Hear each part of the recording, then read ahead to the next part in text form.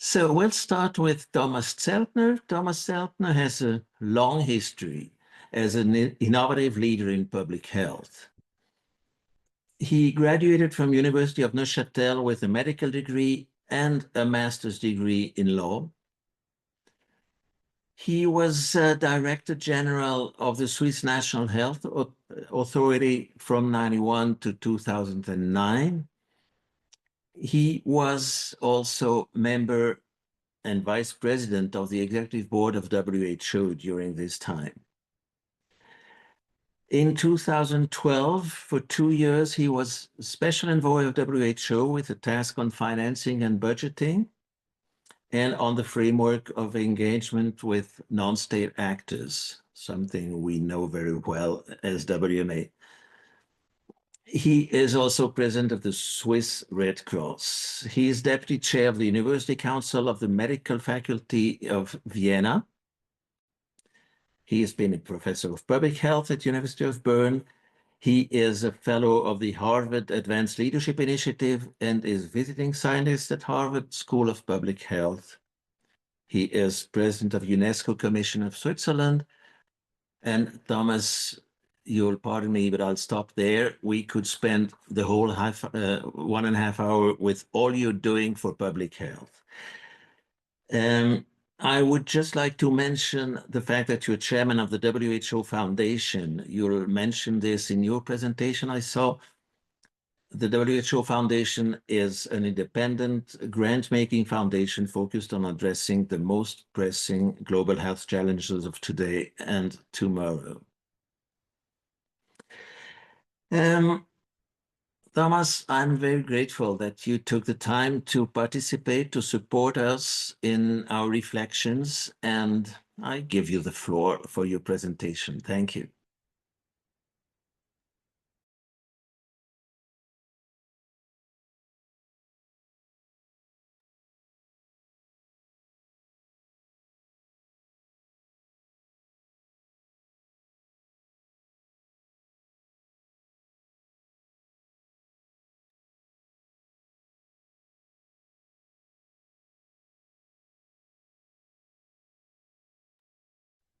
Yeah, can you hear me now? Okay, that's lovely. So thanks so much, Jacques, for your introduction, and thank you for having a chance to talk to all of you. And I think the issue we're dealing today is really how can we remain ethical in this world? And I hope that at the end of this meeting, we will go out not only with some hopes on how we can actually be good medical doctors, good medical association in that world, but also with some very practical steps forward. That's what I hope to achieve. Next slide, please. What I want to address today is we have been working on, a human right-based medical world for the last, I would say, 150, almost 200 years. And what we now see, unfortunately, is that since a couple of years, some of these great achievements we have made when it comes to human rights in health, when it comes to equity in health, etc., are now kind of falling apart. And it's not only, the very recent attacks on WHO, but it is also, and even previous to that, that we saw that what we thought it is achieved is a kind of falling apart. And I will just address three issues in that connection. One is the question of human rights in health. The second is equity in health. And the last one is health security. Next slide. You may not or may be aware of that, the question of human rights in health actually have a long tradition, and one of the most important one is actually the development of international humanitarian law and the Geneva Conventions that were at the beginning of the International Committee of the Red Cross, of the National Societies of the Red Cross, because, and I think it is a wonderful achievement, or was a wonderful achievement, that we said war is not just an unlegal situation where everybody is exposed to all kinds of risks and has no rights, but even in war situations, we protect the children, we protect the civilian population, and we protect actually the medical doctors, caregivers, etc., hospitals who are working in war zones. And they should not be attacked. Next slide, please. And that is what we were happy that in the last 50 years, I would say, everybody seemed to accept that medical units, hospitals, ambulances, etc., are protected and will not be attacked. Hospitals have a special protection under international law, and attacking them is a war crime. Unfortunately, and I have really to say, unfortunately, these laws and these protection is not anymore respected everywhere. And, you know, in the Ukraine, we saw it. We have discussions about that between Israel and the Gaza, that not only are they also not protected, but sometimes very specifically even attacked. And so what the International Federation had to do, and we discussed that, we need to leave it to the army leaders in a respective situation to decide, do we still use the Red Cross? Do we use the Red Crescent sign to protect given or certain organizations, or do we take them off because otherwise they will be attacked? And I think it is a very important next step. We need to find again ways that we all agree that in wars, those who help the people, the medical doctors, are protected and are safe. And to do that, and next slide, I think the publication which was done by Lawrence Gostin and a couple of other, next slide. Yep, here. In the Lancet not too long ago, in December 22, on 70 years of human rights, says it very well. You know, these laws, of course, need to be adopted by states. And in that sense, it's a top-down leadership process. But at the same time, it's also a bottom-up civil society advocacy process. And I saw it and lived through it. Health practitioners have a crucial role in this political engagement, advancing right-based public health policies, program, and practices that are essential to secure the future of human rights in global health.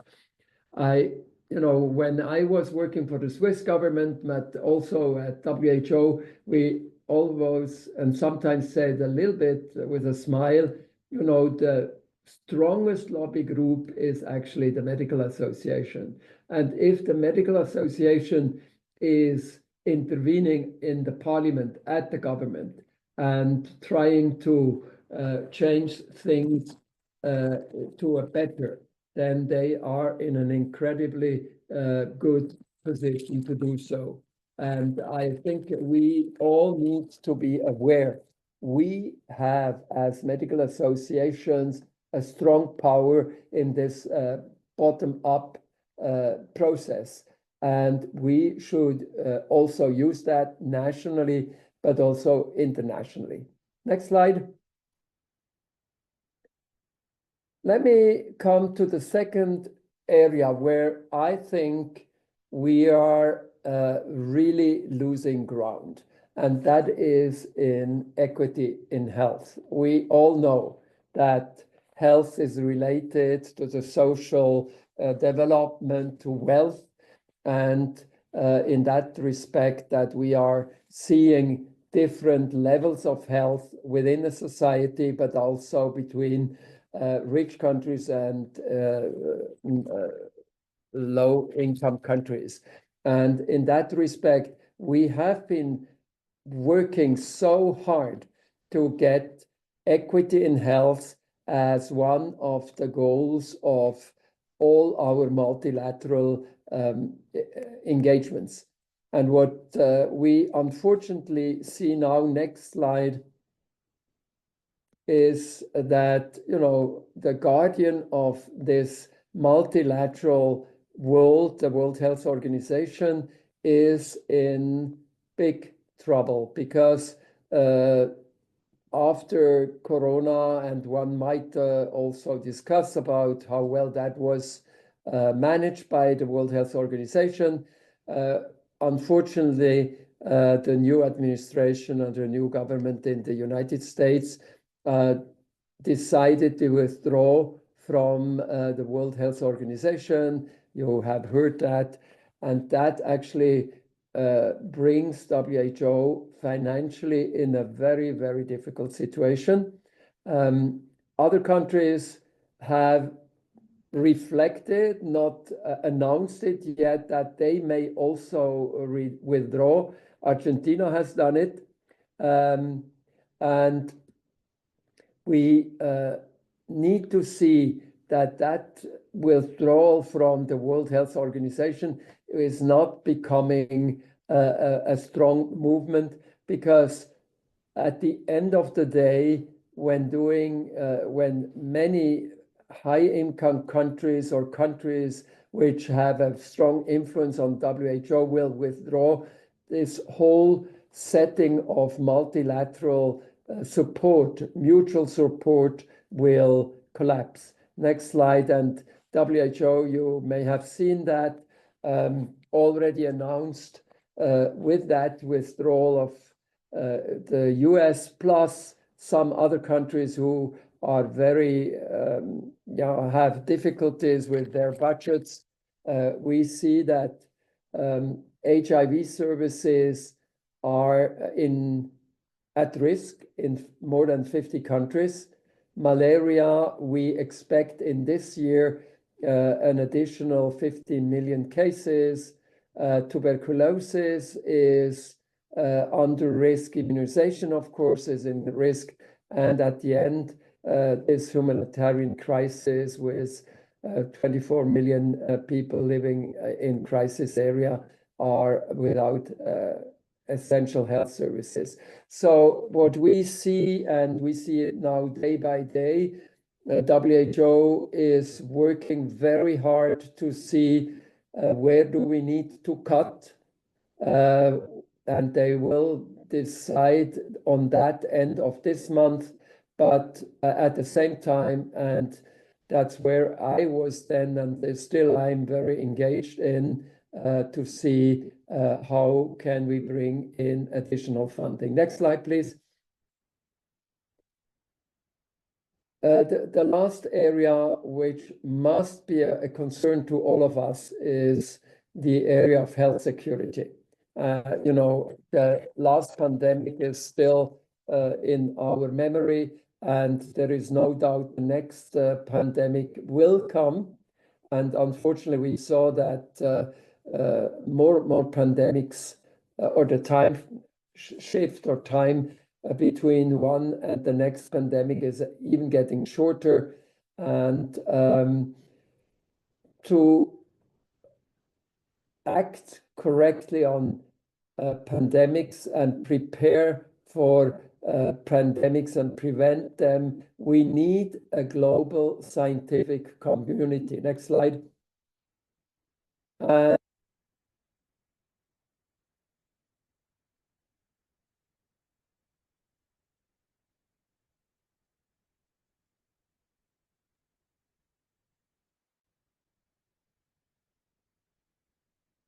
We see that the new administration has directed CDC to cease communication with WHO, and that is, in my view, even as much a problem as not having money from the US to WHO, but we are losing the intelligence and the knowledge of the really top centers in the USA. And we need to find ways. How can we bring all these scientific medical knowledge back to the world, in the multilateral world, and into WHO? Next slide. Jacques said it at the beginning. I was asked by WHO to find a way, how can other donors, apart from member states and their money, give support and financial support to WHO? And we then created this foundation, which gives a chance to each citizen of this planet to give money to WHO, to the business sector to give money to the WHO, and to foundations to give support to money to WHO. We are in the process to build that up. It works well, but it needs more work and more support. And that's the last slide. No, that's not almost the last. Almost the last. Please, next slide. And what I would hope is that the World Medical Association, who is really very intensively working with the World Health Organization and the World Health Organization and the foundation, that we, next slide, we find a way to build bridges among each other and support each other. Next slide. That's my last one. And that might be that you as associations invite your patient, invite your organizations to fund and give money to WHO, as it was done by one staff member who said to mobilize money, $1 for one world, and to do that. And I was just calculating and bringing that as a challenging question into it. There are about 10 million medical doctors worldwide.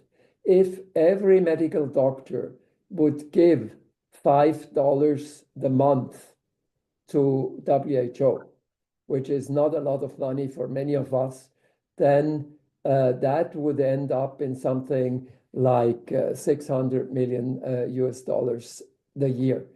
And with that, actually, we could, finalize, or we would bridge the financial gap of WHO. So if you, as medical associations or as individual medical doctors, are able to bring in additional money, I think we would help to get this inequity in health balanced out again. We would do a very important step when it comes to health security. And finally, we would help building on what we have achieved, namely human rights in medicine. Thanks a lot. I give the floor back to Jacques. Thank you, Thomas, for this wonderful presentation. Most interesting. It really explains very well where the problem lies now. And well, it's challenging. We'll try as physicians to take up the challenge. We heard your appeal, and I might, with the associate members, bring that back, this collecting funds for WHO idea. I might bring this to the next WMA Council in the name of the associate members. Thank you very much for this, for your presentation. We'll address questions from the audience after the next presentation. And I urge everybody who would have a question, and no doubt there are many questions in the audience, to write them in the Q&A tab at the bottom of your screen. You can write your questions in and we collect them. I will now give the floor to Natalia Solenkova to introduce the next speaker. Natalia, the floor is yours. Thank you, Jack. My name is Natalia Solenkova. I am an associate member from WMA, and I'm a critical care physician in the United States. And it is my honor and pleasure to introduce Dr. Arthur Copeland, who is currently professor, founding head of the Division of Medical Ethics in NYU School of Medicine. Prior to coming to NYU School of Medicine, Dr. Copeland was the professor of bioethics at the University of Pennsylvania School of Medicine in Philadelphia, where he created the Center for Bioethics and the Department of Medical Ethics. Dr. Copeland has also taught at the University of Minnesota, where he founded the Center of Biomedical Ethics, the University of Pittsburgh, and Columbia University. He received his PhD from Columbia University and holds 8 honorary degrees from colleges, universities, and medical schools. Dr. Copeland has served since 2015 as the co-chairperson of the Compassionate Use Advisory Committee, an independent group of internationally recognized medical experts, bioethicists, and patient representatives, which advises Johnson & Johnson Pharmaceuticals about requests for compassionate use of some of its investigational medications. Dr. Copeland is a regular commentator on multiple radio channels on Web Resource, WebMD, and Medscape, and a guest and a commentator on various other national and international medical outlets. Dr. Copeland is a recipient of many national and international awards and honors. I've gotten to know Dr. Copeland during COVID pandemic as a critical care physician. I faced a lot of challenges, bioethical challenges and questions, and later was pouring disinformation. I was reading your articles, I was subscribed to your Twitter account, and I continued to read and continue to look for your opinions. And during the COVID pandemic, Dr. Copeland was involved in many public health initiatives, including being a member of the WHO Advisory Committee on COVID Ethics and Experimental Drugs and Vaccines. And Dr. Copeland is author of more than 700 articles and 35 books. Please, Dr. Copeland, welcome to our webinar, and the floor is yours. Well, thank you, Natalia, and thank you, Jacques, for having me, and thanks, Thomas, for those somewhat grim remarks about the international situation. I'm going to do what Americans often get accused of doing, which is to focus on America, as if the rest of the world didn't exist. Some do that. I'm alert to the idea that current events are impacting very vulnerable people in huge numbers all over the globe. But I do want to focus on the situation here so you all come away understanding how bad things are in the United States. You may think you know, I suspect you don't. It's worse than you think. And come up with some suggestions about how to combat what I see as a war against science. A little bit less so in the United States as a war against medicine, but it's there too. Many of our doctors are being told that they can't do certain things, even though they are consistent with established medical practice in areas like reproduction. There is certainly many of our doctors who look to government authorities now for advice about matters like vaccines and are not getting sound advice. And there are physicians who are exercising conscience when, as a matter of medical ethics, when in fact I think that is wrong, and they ought to be putting patient interests ahead of their own personal values. I believe very strongly that patients have to come first. They do in our codes of ethics, and the notion that conscience of an individual doctor should take over or have more authority or power than what an individual patient needs, as long as it is recognized as acceptable medical care, it is erroneous. But it is happening frequently around the United States, and in my view, sadly. But the main problem that I want to address is what I'll call the war on science, because let's face it, without science to undergird medicine, what we wind up with, and I'll say this a little bit tongue-in-cheek, is goop. That is nonsense, sort of elixirs and potions and magical claims that are not warranted by scientific evidence and supported by methodologies that generate sound evidence. That's the battle that's going on in the US right now.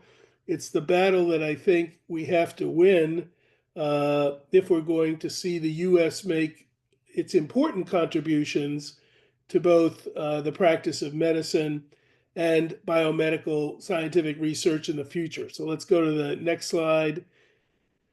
And that's just my disclosure slide about conflicts of interest, but we won't worry about that today.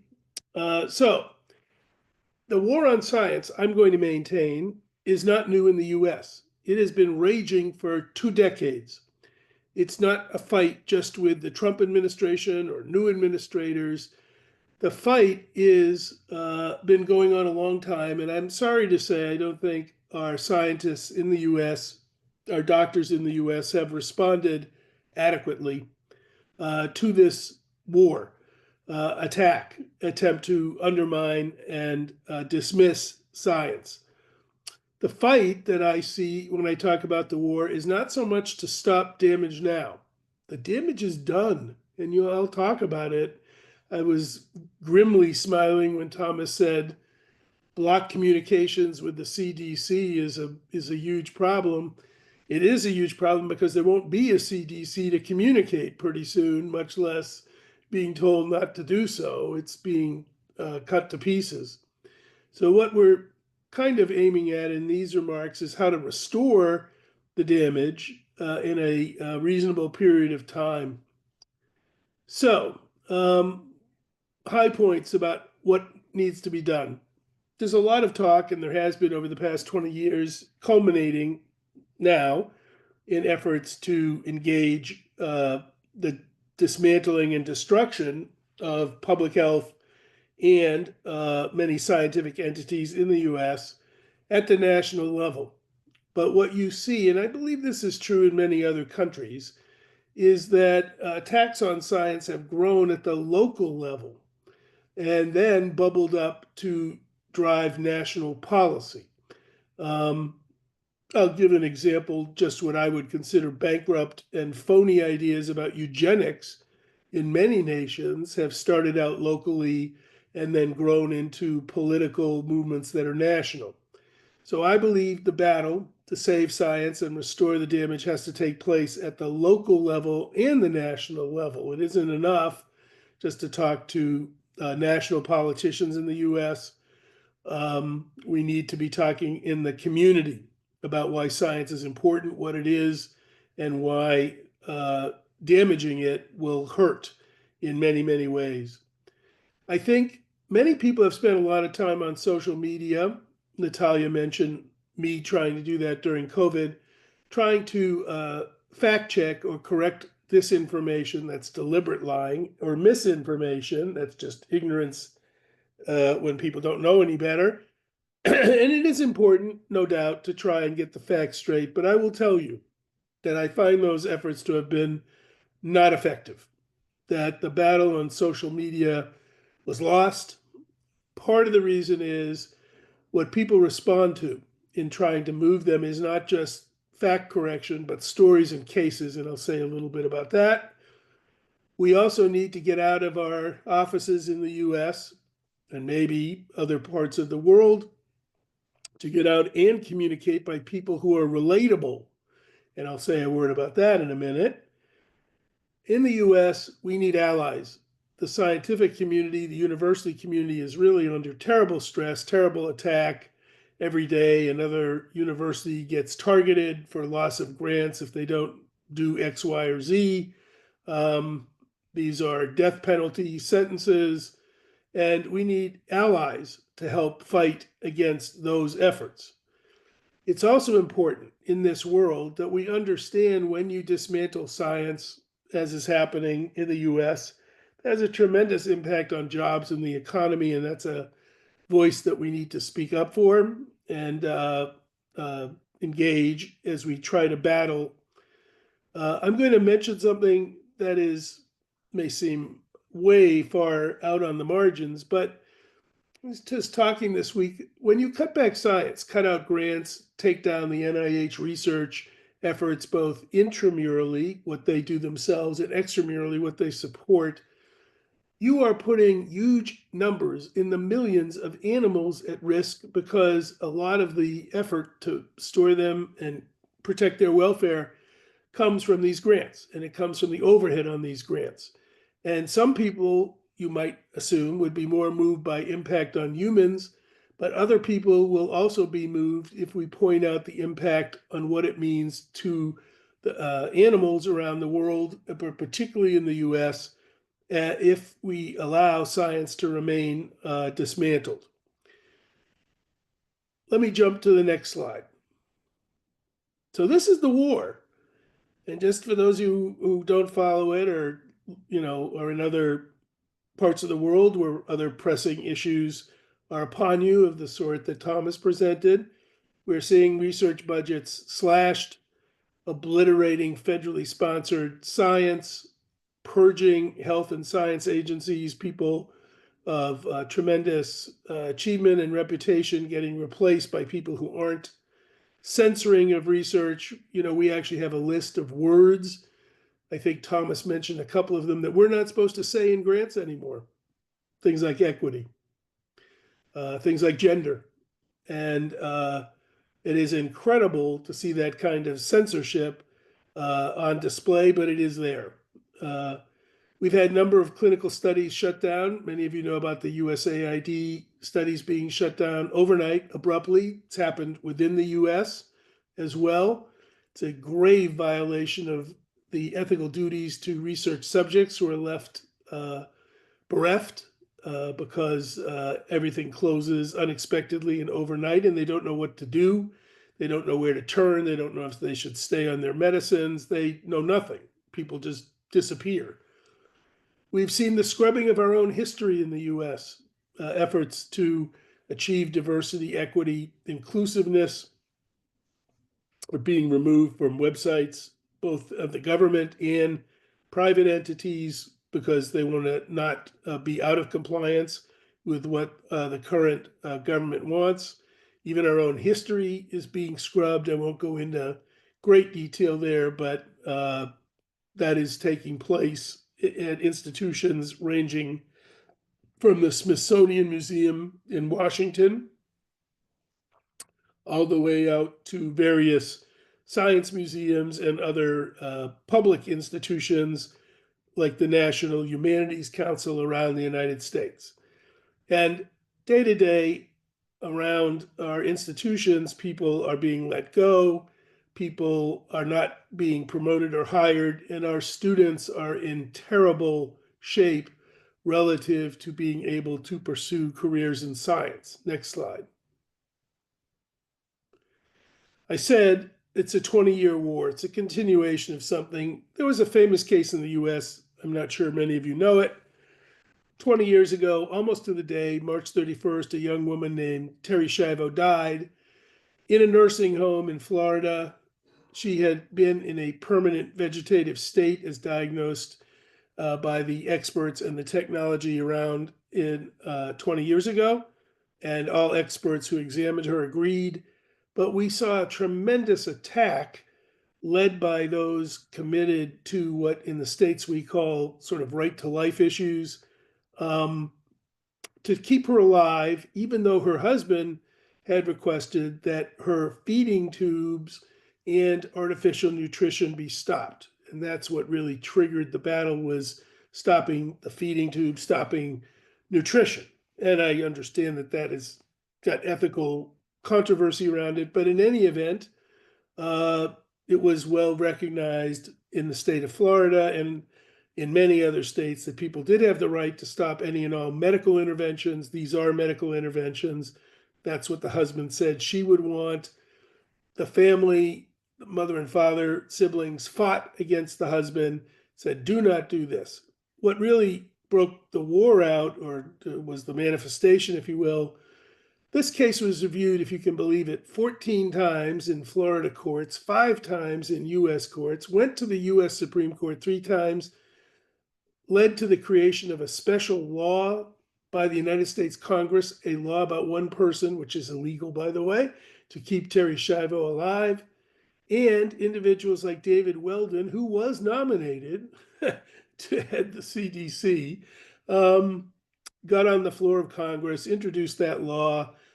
People like Bill Frist, who was a well-respected doctor and surgeon in the United States Senate, came into that body and said from a distance with no examination that she was not in a permanent vegetative state.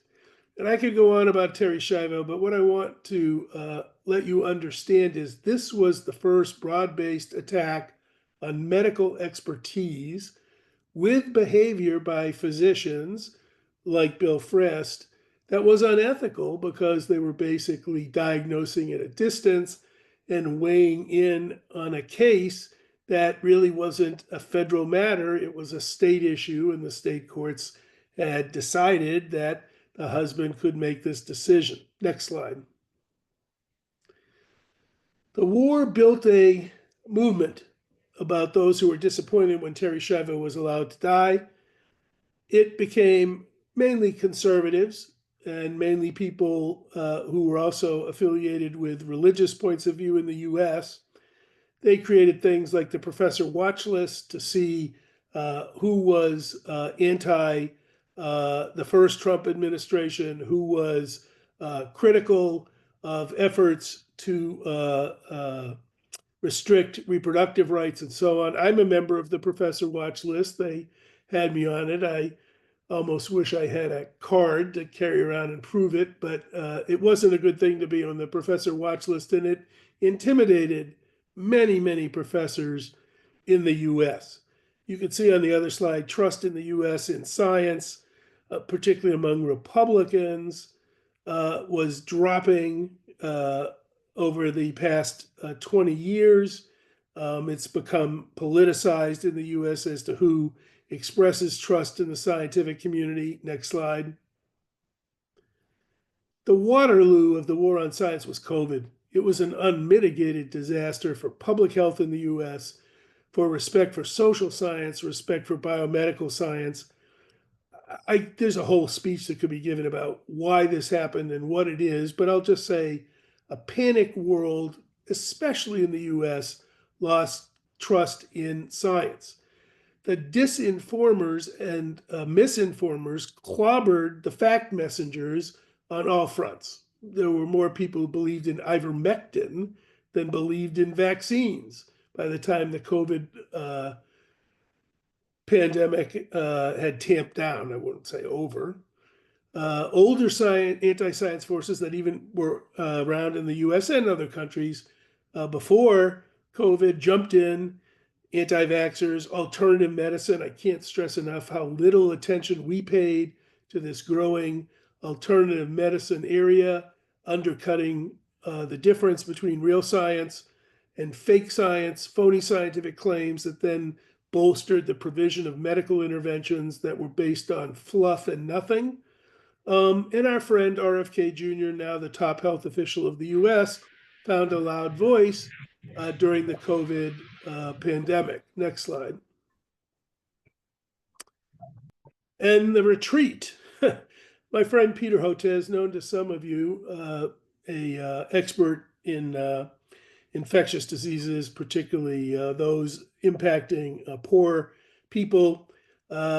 He is at Baylor Public Health, wrote a very important book about the rise of anti-science, documenting what I'm talking about over the past 20 years and pointing out that science basically did not engage the war. And by the time it woke up to the fact, we are now, next slide, in the, and I use that term knowingly, a kind of final solution by the attackers and the critics, capturing existing institutions by appointing their loyalists, purging existing staff members. Some of you may know this week the FDA was torn to shreds here, ignoring results that don't match the state narrative. That certainly has been seen when people in the US continue to declare at the government level there are only two sexes and two genders. I don't think many biologists believe that. Certainly social scientists wouldn't believe it about gender. That mRNA vaccines are usually dangerous. This is a strange thing to say when you're on the verge of extending their impact to cancer.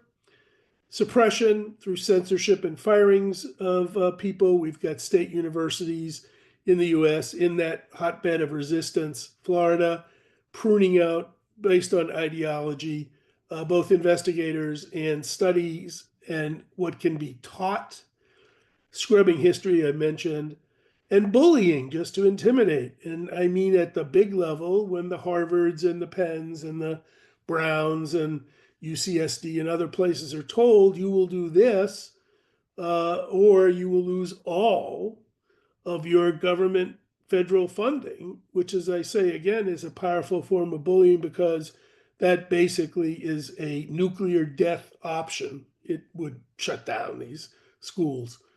Next slide. So just to repeat, what's going on in the United States is not just an election. It is the culmination of a many-year phenomena that has really impacted science in the US, while there are still healthcare providers that show pretty well trust in our surveys, nurses in the US. Doctors and scientists have been diminishing in trust, and misinformation, disinformation, false narratives, a rise in alternative medical practice based on phony science, and a loss of the distinction between warranted sound evidence and opinions that fly all over social media has produced where we are now, and we didn't battle against it. And I speak as a veteran of these wars. I mentioned Terry Schiavo. We had wars in the US about medically assisted dying of the sort somewhat that has also been debated in Switzerland and Holland and Belgium and is now debated in Canada, but led to very, very vicious attacks on medicine here, fetal tissue research, abortion, arguments about when does a fetus feel pain. For those of you in countries not caught up in abortion wars, I cannot tell you how much literal hatred and vituperation broke out around these matters like embryo stem cell research and so on. That is what I'm talking about when I say the disinformation, misinformation, lies, attacks, hatred, bullying. They're not just unique to where, sadly, we are in the US now. They culminate in where we are in the US now. And so that has to be understood. What works? Well, ignore it and go away. A lot of scientists took that attitude. That didn't work too well. Not my field, not my problem. One of the ways in which bullying and these attacks work well is to split specialties, split different areas of science from one another. I'm a chemist. I'm not being attacked. I'm not going to speak up. That leads to huge vulnerabilities in the biomedical sciences, climate sciences, environmental sciences, some areas of social science. Leave it to the leadership to solve. That is wrong. I believe ethically, every doctor has a professional duty to engage in the fight against misinformation and the war on science. It's part of maintaining the evidence base for the practice of medicine. Let it be destroyed and medicine falls apart. Part of professionalism, thus, is to engage.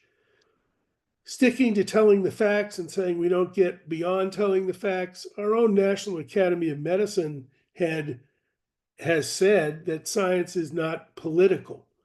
I find this just difficult to understand. I'll put it mildly. Science is very political, not just because it gets used in support of policies, but it triggers value questions where science has things to say and must weigh in and should be weighing in. And it is not a strategy that's going to allow science to continue to be supported and funded by saying we just do the facts and we leave the rest of it to others. That is a divide that is not a good strategy. Protect my university. We see it here. Each university gets targeted one by one and picked off. We don't have any group responses yet that I think are helpful, much less international university group responses that would be helpful when attacks occur. Next slide.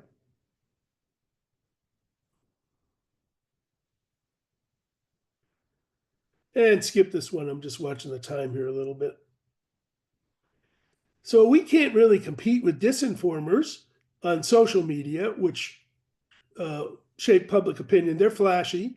They're very relatable. It's just humble folks, not eggheads crawling out of ivory towers. They get a lot of money. They have celebrities behind them often. Just going up into the media and trying to fight back against those forces is very, very tough. Here in the US, the right wing has built a very powerful populist media ecosystem. It gets a lot of attention, much more. Even the mainstream media, Twitter X, which I'm not on anymore, Washington Post, moving to very conservative positions from traditionally not those positions. And we have another crisis that I'm not going to talk about unless somebody wants to do it in the questions. We are losing faith in our own epistemology. Sorry for the philosopher word, but the way we know whether something is true or warranted partly has been reliance on methods, randomized clinical trials being huge for medicine, but other modes of investigation as well. And we are losing faith in both those methods as being able to generate warranted belief, but more to the point, I'm going to say the collapse, and I use the word deliberately, of peer review as a way to validate medical and biomedical claims. There's a rush right now. Some of my close friends at Yale and NYU and other places are moving toward just saying, well, let's just have an early release preprint system and put claims and papers up without peer review, and then let matters get sorted out. I will tell you, it will take about 5 minutes before anti-science forces build their own preprint servers, build their own journals to disseminate their quote-unquote findings, and we will be in a terrible pickle. If you don't remember much from what I said today, remember this. We must revisit. The WMA must revisit. We must go back and try to find a way to bolster why it is that science merits respect, science merits warranted belief, science is something that can be trusted, and that is not true in the way that other modes of knowledge, aesthetic or whatever might be, are done. So it's a crisis. It's bubbling along. It's been there for a while. And it's part of the reason, I think, that these attacks have been successful, because I'm not even sure that our best medical students can always explain to me what is warranted evidence. What does it mean? So, next slide. And duck and cover, run scared, hide, don't speak up, a herd defense, let your other scholars or institutions get picked off by the anti-science crowd. Our professional societies, our honor societies are too quiet. They don't want to offend. They don't want to be political. I don't buy this duck and cover strategy at all, but we can debate that. Next slide. So what to do? I think we're in a stage in the US where I'm going to just be American and say a key contributor to the world's science, to the world's biomedical progress, not the only one, I'm aware of that, but a key one, is now hamstrung and wounded and severely injured. I don't know that we can stop what's going on, and some of what's going on, it's already too late to stop it. So I think what we need to do here is come up with strategies that allow us to rebuild quickly. Next slide. For the Americans here, it's really speaking up and letting people in Congress, whatever their political persuasion, know about why science is important. I mean, there are conservatives who support science, and we must, in the US, stand for science, try to reach out early and often to communicate our displeasure about the dismantling of American science, get our neighbors to do it, get our friends to do it, get people who you see in social situations, civic situations to do it. By the way, a little hint, legislators like individual letters and calls. They don't like standardized template things. That becomes very important in communicating. Would it matter if other people from the rest of the world chimed in? Sure, but it really is a local matter in the US. That's just how it is. You've got to go to your regional representatives. Next slide. Art, if I may, 5 minutes to go. Yes. Is that okay? Thank you. Yep. Next one. And let me get the next one.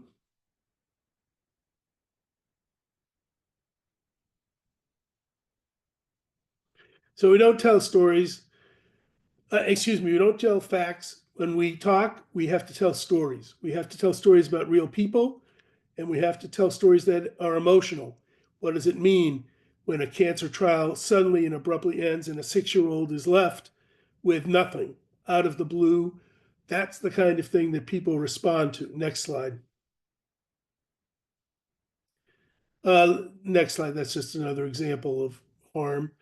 It's time in the US for universities to start to spend some of their endowment to tide over threats of punishment. Next slide. It's also time for big foundations to step in and do that as well. We need help. There should be a common fund created to say, if you're threatened with loss of grant funds at the university, we will try to tide you through as best we can. Next slide. As I mentioned, science creates jobs in the US. The economic impact of gutting science is enormous, and we have to be able to point that out. There are many, many workers in science, supporting science, related to science, importing equipment from the rest of the world, chemicals, pharmaceuticals, you name it. Our legislators here don't understand that this isn't just a fight about vaccines, it's a fight about jobs and the economy. Next slide. Skip that one too. We need allies. And my slogan would be, stop killing us and our children. A powerful slogan that I would, maybe Thomas would endorse as an international slogan. But if you want to get people's attention, and we really want to combat and be in a way to restore science, then we have to point out that it is just wrong to allow Americans to die, to allow people internationally to die, to allow the most vulnerable, here I'll use children as an example, to die as well. And you can turn off the slides because I'm going to end on a note where I won't need them. I think it's time, many years ago, after World War II, the US stepped in and said, Europe is a mess. After the war, the place is destroyed. There are displaced people everywhere. Starvation was everywhere. Just to give one example, the Netherlands was racked with horrible starvation. We did the right thing and formed a program called the Marshall Plan.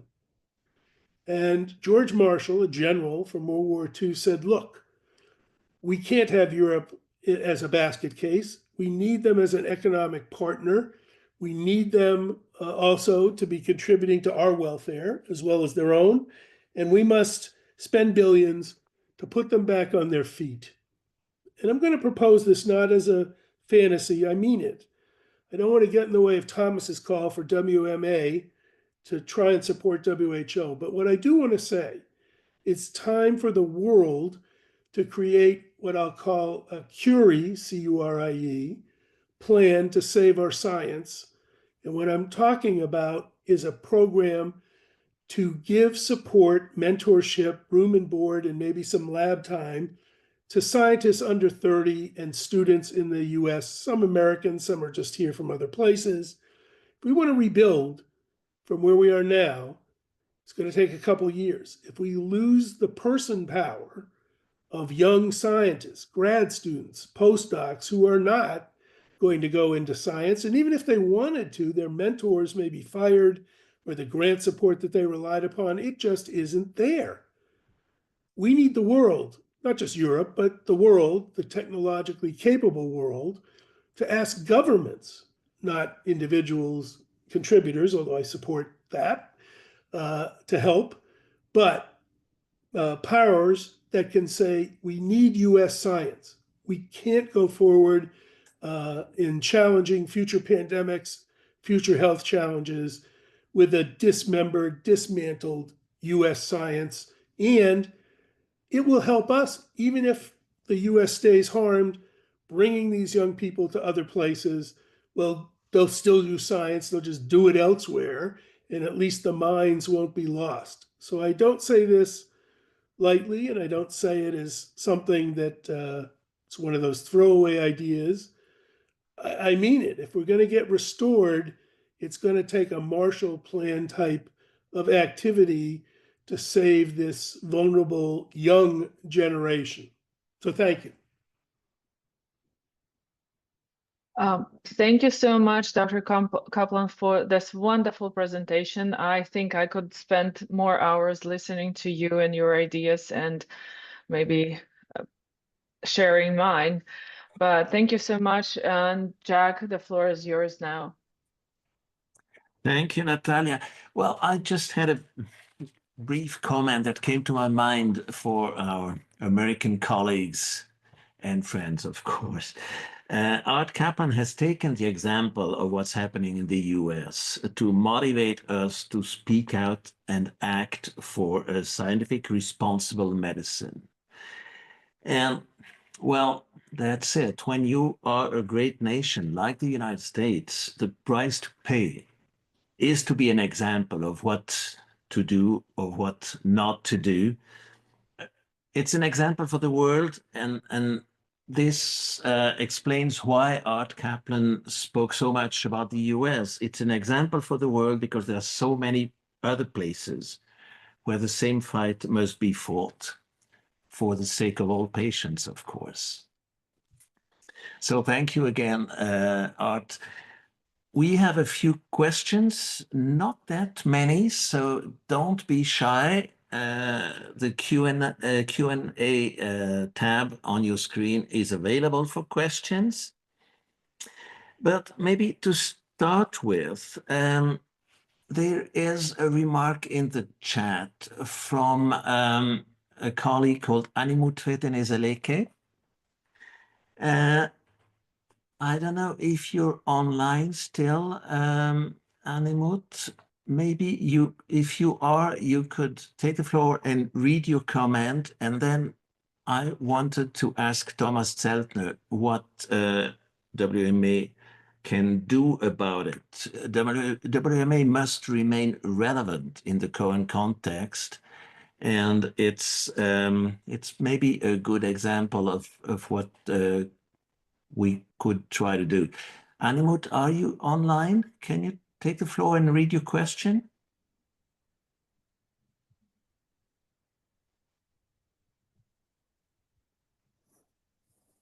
If not, I'll read it myself. I'm Dr. Animut from Ethiopia, where most of patients are dependent on donations like anti-TB and ART. Now it seems these drug supplies are cut. It is a glimpse for many health challenges we may face living in a resource-limited setting. Thomas, how do you see this? It's a concrete example of what's happening. Yeah, unfortunately. And I mean, that's what we right now are discussing at WHO.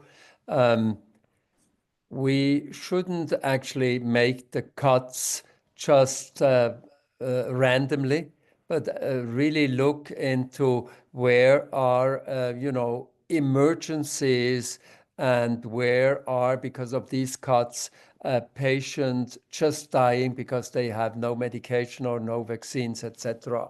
And there is a working group set up actually by Mike Ryan, who is the head of emergencies at WHO, and they will come up with a plan where to cut.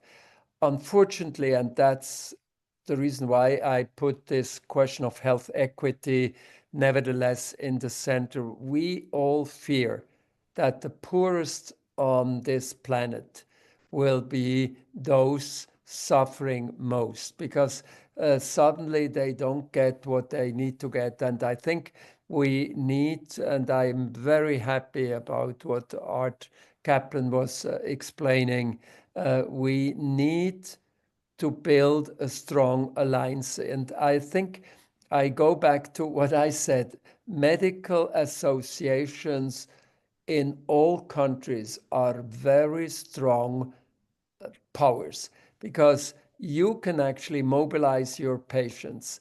And if you mobilize your patients, then there is a huge amount of people who say this is not fair. And then there is, Art, just one point I wanted to raise, an interesting additional population eventually. And that is, for the last 30 years, I think most European and many from other countries, medical doctors in key positions, came to the US to study or to be postdoctoral. And they're all extremely grateful for that they could do that. I mean, we could even make a vote here who of those who are not living in the US have been in the US. I have been so grateful to be at Harvard University for a couple of years. And I think we could actually build a community of those who have profited from being in the US and say the science of the US is much more than just a local phenomenon on the US. And I totally agree. We need to come back that people trust in science. And I think that can be done and need to be done. Thank you. Thank you, Thomas, for this interesting and constructive answer. I think, as I said, that WMA and professional associations must strive to remain relevant. They cannot just remain silent. And this will be quite an issue for our associations in the coming times. We represent physicians from a whole country for each national organization, and this means we have different ideas and positions inside our associations. This will be a challenge, definitely. We have several questions now in the chat. Maybe I would ask Ankush to choose one of your questions, Ankush. Whichever you prefer to start with, go ahead. You have the floor for one of your questions. Sure. Thank you, Jacques. My name is Ankush Bansal. I am a physician in Florida in the US. And as many of you know, Florida during the pandemic had been probably the epicenter for misinformation and disinformation for the entire country and perhaps the entire world, and it still remains so. So the question I want to ask for Art is, what is your view on the responsibility of medical societies and professional associations to fight against attacks on science, medicine, ethics, and patient autonomy in the face of fear of retribution by those in power, as is already happening right now in the US and has happened in other nations in the past? And the reason I mention this is, as there have been many comments that the medical associations, professional associations in the US have stayed very silent and been very timid. What is their ethical responsibility? And what is their responsibility to not only patients, but physicians? Because some of us in the US have received death threats since the pandemic. It continues to this day. Some of us, myself particularly, have been directly attacked by those in political power. So what do medical societies and professional associations, what should they do? Thank you. Well, it's a tough question, but an appropriate one. And I will say, as a 20-year veteran of the time period I was describing, the US, of attacks and death threats and all the rest of that, I understand that it comes with a price when you speak up against some of the forces that are out there that are anti-science and have their own motives for going after the truth in the middle of a pandemic. One thing I believe we have not fully addressed is not just misinformation. Part of the reason science got in such terrible straits is, if you look at the history of pandemics, you'll see they're all met with panic. And the world suffered panic. So some of what we see is irrational. It's just people panicked. Why would we go out and ban mRNA vaccines or, do things in the US that make no sense? I don't think that's just viciousness. I think it's panic and desperation. So part of the messaging then has to become, how can we address fears, the legacy of panic, the legacy of feeling that science, we thought they would stop the pandemics, but they didn't, and it had a terrible toll, not just in deaths, but in liberty and closing of schools and, quarantine and all the rest of it. So making sure we handle a broad-based message. Second, and again, I'll try to be brief about the answer here. It's another long-winded one, but the professional societies and associations are not known for speaking up. They tend to be groups that, handle local affairs about what's going on with speakers or new knowledge and that sort of thing. I think we have to change their mandate and mission and say, what are you doing in part every year to protect your patients and your patients' best interest? This attack on vaccines is ridiculous that we have here. Those who don't know, they've suspended all the funding for vaccine, study of vaccine hesitancy, vaccine research, on it goes, all under the name, by the way, of free choice and liberty and informed consent. Well, those are values that doctors understand very well and can and should spend part of the time in their associations speaking up. Third, what's the plan to defend each other when the attacks come? I'm very angry with our universities. When you speak up, the response is you're on your own. Deal with the attacks. That's not going to give people courage to get in there. I do it. much to the dismay of my spouse. But we need a legal fund. We need help. We need somebody to say, we're going to stand with you, and heavier weapons will be deployed in defense of our free speech and our deployment of our expertise. We don't have it. And lastly, I'll say something else, Ankush. A little bit of credit for professionalism, CME credits, a little bit of credit when you're in school. I'll just tell you all, having sat on 50 years of promotion committees at a variety of schools, the next time I hear somebody say, I'm going to reward somebody for giving a community speech, being active in the medical society, opposing misinformation, it will be the first time that I hear that in a promotions committee.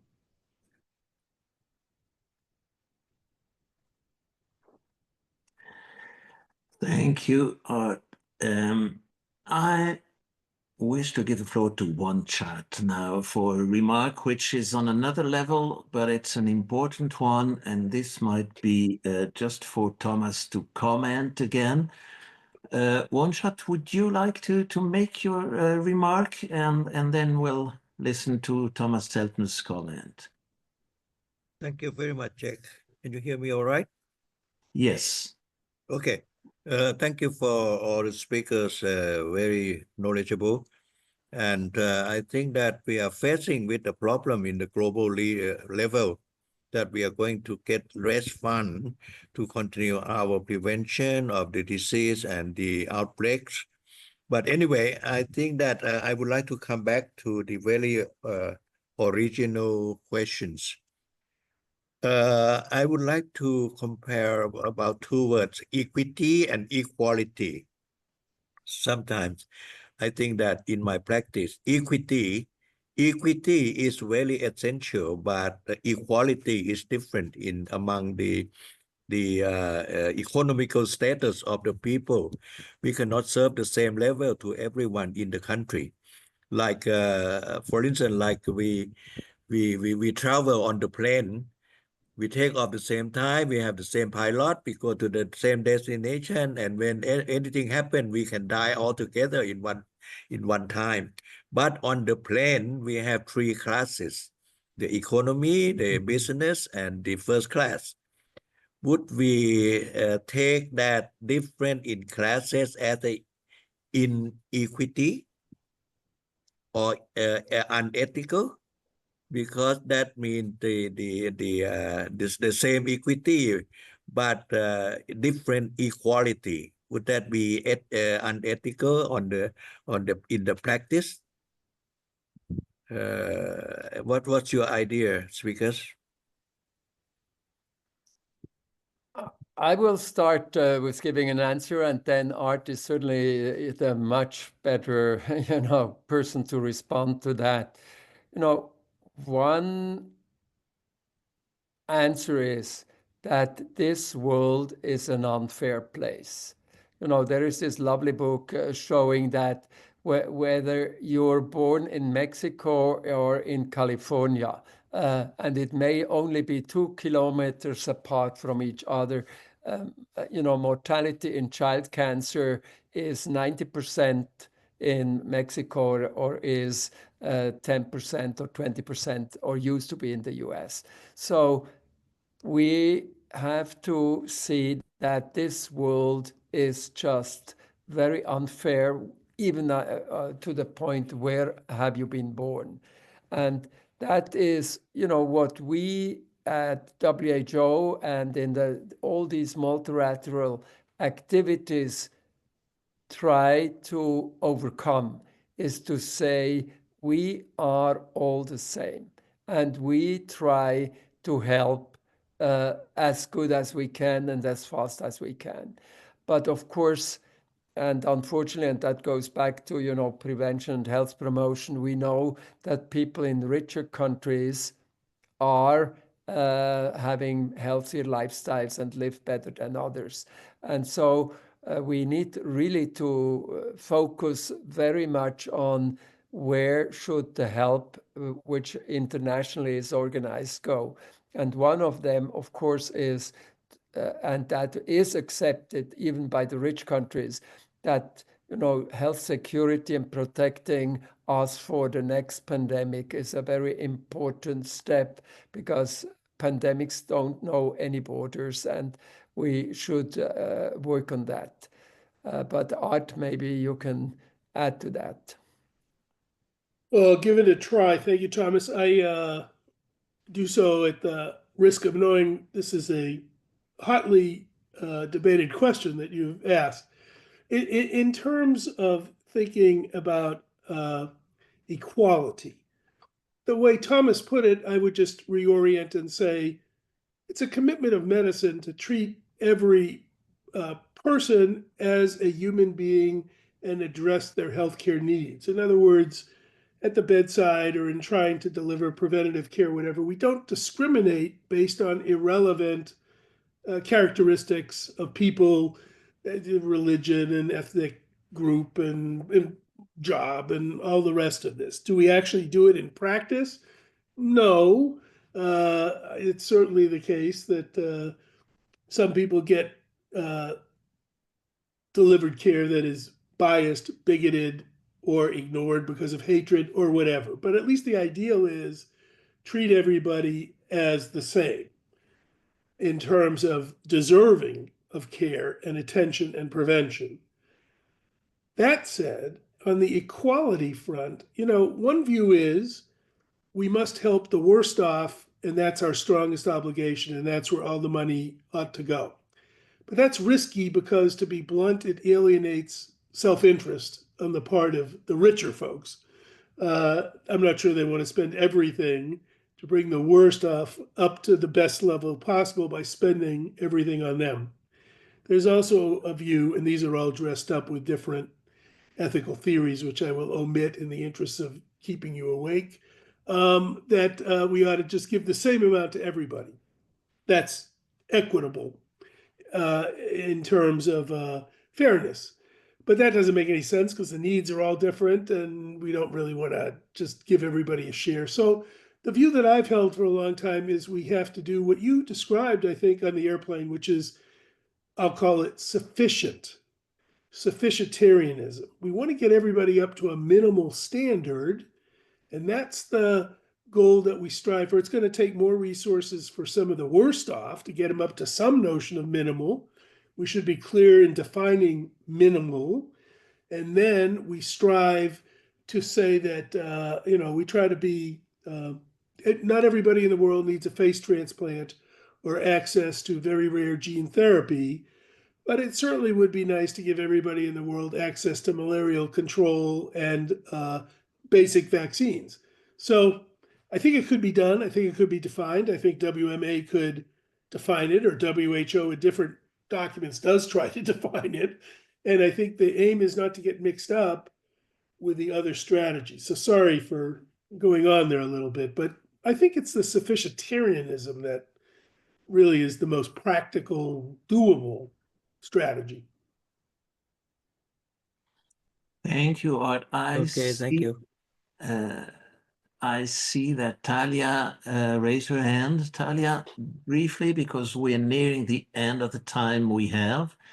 All right. Thank you for allowing me to chime in. I have a quick question for Professor Kaplan. Basically, to put it very briefly, medics all over the world, or doctors all over the world, are basically united one way or another by a medical oath. So there's this medical oath that is common to every doctors, members of the profession. There might be some variables, but there's the medical oath that unites everyone. I wonder, should there be such a similar oath for bioethicists all over the world? And as part of this oath, should there not be something akin to an obligation to be an engaged intellectual and speak up for things that are, for issues that are wrong? So that's my question, Art. Thank you. Yes, and I think ethics is a funny area. I'm reminded when Stalin commented on views of the Pope. He kept saying when he was alive, how many divisions does the Pope have? Meaning what armies does he have? He's not going to be able to do anything or enforce anything. On the other hand, time and again, we see that the charge of immorality or being unethical has force, and it can drive behavior. Even the Pope has a bully pulpit and speaks across many religious traditions and gets heard even without a gigantic army. Sorry for the Swiss here and the Swiss Guards, but you know where I'm getting at. It's a moral position. So yes, I think bioethicists do have an obligation to publicly engage. And while I was beating up in my remarks on the failure of scientists both to engage locally, engage properly, I'm not sure bioethicists did any better. Does it require an oath? I don't know, but it certainly requires some discussion and attention and dialogue among us on that side of the street. And I'll end with this thought. I'm not at all averse to trying to engage religion in our discussions of science. There are many people with religious views who are quite comfortable defending, protecting, articulating why science is important, coexisting with it. In the US, we tend to hear from many who are not. But we're not using the voices here and around the world that can take moral stances that will command attention and occasionally behavior. So someone like you, Art, would be perfect to actually launch the need of such a dialogue, just between brackets, and I would be one of the first followers. Well, just like we've said, going back to WMA, I'll try to bring that one back to the American Society of Bioethics. So, thank you. We have 3 more minutes for one short question, and then I'll leave our 2 speakers conclude answering to this question of Natalia.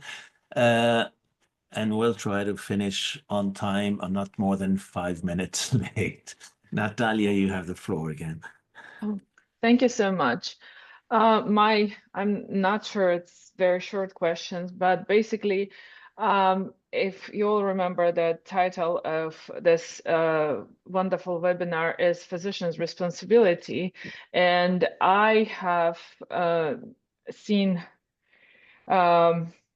a lot of unethical things that physicians are being forced. And I think Art started your presentation with physicians being forced across the globe of doing things that are unethical. And how scared are you that now we are in this situation at the time of development of AI, CRISPR technology, Neuralink, and things like this. And before we actually come to a point that we are addressing the destruction and rebuilding science, we're actually going to be forced to do a new era of human experimentation with a use of technologies. And we've heard some of the people saying that CRISPR technology is Control-Alt-Delete. We've heard them, starting a grant in Miami on Neuralink. So what if we're being forced before it gets better, it's going to get worse? Thank you.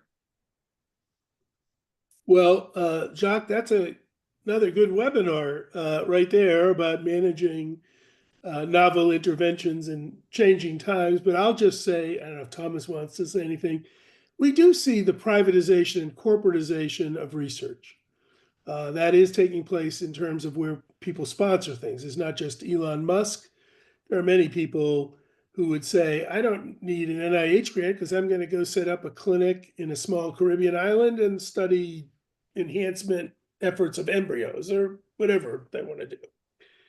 Our infrastructure is built completely around the idea right now around the world, including our code of ethics from WMA on the presumption that it's government-sponsored research and that there will be an oversight of a particular kind. Private research doesn't work that way, whether you're going to revivify the mammoth, another project I find that gives me heartburn all the time about trying to bring woolly mammoths back to life or other extinct species. I just think about the infectious disease delights that'll accompany that return, maybe. So we need to build a framework, Natalia, for managing research under private, corporate entities and offices. And we don't have it, and we don't even have agreement about it. In the world, there are also some who delight in the fact that you're going to escape from bureaucracy and red tape by getting rid of all this crazy oversight and kind of doing what you want.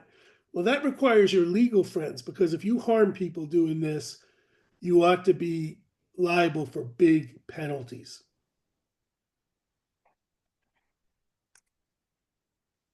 Thank you. Thomas, do you have any comment on this one for a conclusion? No, just say that I totally agree on that. I mean, yeah, it's one of the challenges, and Art, let's work on it. Okay, well then, let me thank our speakers again. It's really been wonderful to have you. Most interesting. I mean, it's been a fascinating session. Thank you, Art. Thank you, Thomas, for your time, your commitment, and your availability. We're very grateful.